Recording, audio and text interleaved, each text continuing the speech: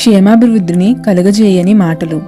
వినువారికి మేలు కలుగునట్లు అవసరమును బట్టి క్షేమాభివృద్ధికరమైన అనుకూల వచనమే పలుకుడి గాని దుర్భాష ఏదైనను మీ నోట రానియ్యకుడి.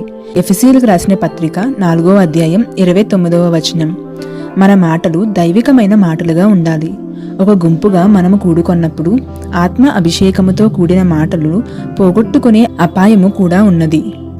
వినువారికి క్షేమాభివృద్ధిని కలిగించని చురుకైన మాటలు, అమితమైన మాటలు పలికే శోధన ఉన్నది. మనలో అనేకులు ఇటువంటి మాటల విషయమై దోషులై ఉంటారని నేను భయపడుచున్నాను. అటువంటి పరిస్థితుల్లో ఏమి జరుగుతుంది? దేవుని ఆత్మ ఎక్కువగా దుఃఖపడును.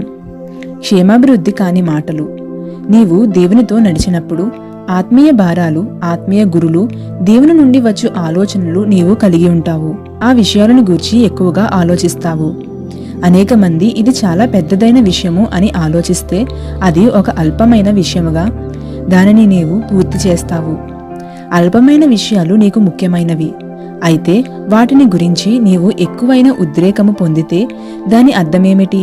నీవు ప్రభువుని విడిచిపెట్టుపోతున్నావు. దేవునికి సమీపముగా వచ్చిన వ్యక్తి దేవుని చేత నేర్పించబడతాడు. మా బంధువులలో గాని స్నేహితులలో గాని పెద్దవాళ్ళు మాట్లాడుకునేటప్పుడు మా తండ్రి గారు ఎన్నడూ నన్ను కూర్చుని విననిచ్చేవారు కాదు. గర్భస్రావము, విడాకులు, హింస వంటి విషయాలను పిల్లలు ఎందుకు వినాలి? తల్లిదండ్రులు చిన్న విషయాలలో శ్రద్ధగా లేరు. పిల్లలకు ఏ విధముగా సమాధానము చెప్పాలో వారికి తెలియదు. పిల్లలు ఉన్నప్పుడు ఏమి మాట్లాడాలో తెలియదు.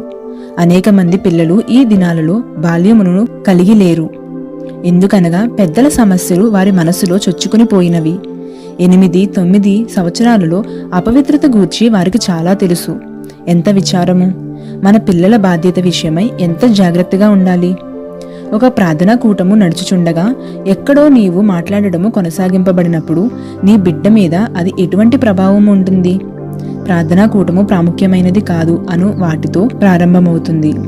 అందువలన ఆ బిడ్డ దేవుడంటే ఎటువంటి గౌరవమూ లేకుండా పెరుగుతుంది.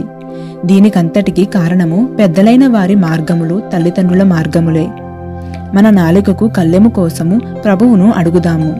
ప్రభువా, ఒక్క అనవసరమైన మాట కూడా నన్ను పలకనివ్వవద్దు అని ప్రార్థన చేసుకుందాము. పైనుండి నిజమైన ఆశీర్వాదంను మనము పొందులాగున ప్రభువు మనలను తీర్చిదిద్దును గాక.